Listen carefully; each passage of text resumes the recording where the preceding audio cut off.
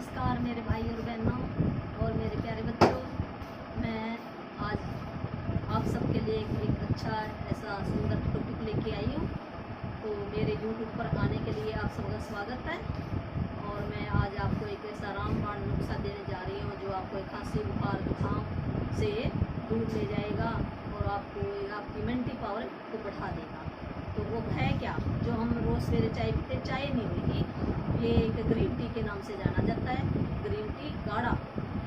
Green tea काढ़ा कैसे बनाएं? तो ग्रीन टी काढ़ा के अंदर हमने 1 इंच अदरक ले लेना है, 1 लौंग ले लेना है, 1 इलायची ले लेनी है, 4 पत्ते तुलसी के, 4 पत्ते हमने पुदीने के ले लेने हैं और थोड़ा सा हमने सेंधा नमक डाल देना है। 5 मिनट हमने पानी को उबालना है। 5 मिनट पानी को उबालने के बाद हमने 2 मिनट ठंडा होने के लिए रख देना है। 20 ग्राम उसके अंदर गुड़ मिला लेना है।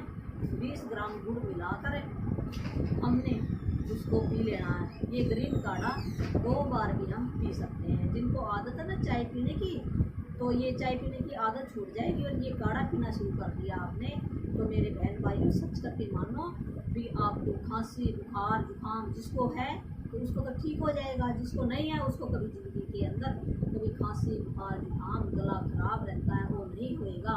ये ग्रीन काढ़ा तो आप जरूर पी कर देखना। मैं तो डेली पीती हूँ।